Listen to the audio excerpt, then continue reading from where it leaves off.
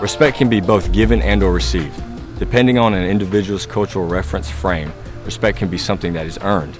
Respect is often thought as earned or built over time. As a coach, I think we've got a responsibility to hold our athletes accountable.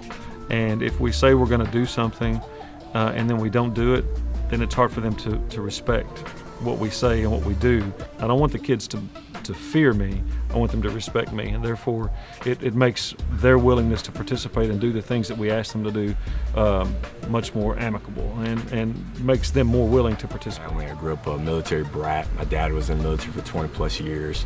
My uncle was a retired veteran, served in Vietnam, so I can remember being a kid being taught to make sure you respect your elders, and yes sir and no sir, talk to strangers politely, and keep your room clean and respect the rules of the house, simple things like that. And the military has had an influence on how I live my life today, and even through my professional career coaching kids. And I've always been intrigued with how the military operates, what they do. They used to have this slogan called an army of one.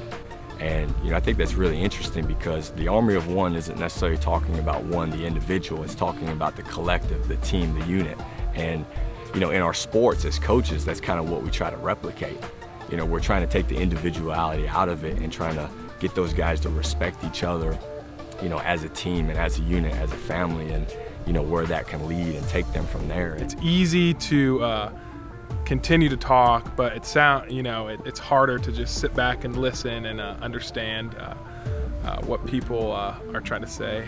You're saying the word thank you to, say you're out eating somewhere, to your waiter or waitress, someone that might not get it every day or every time they serve someone. I think it's a great way to be respectful towards someone. And I came from a home that was filled with the love of Christ, and that's, for me, there's no better example. I think Christ set that example and made that just something natural.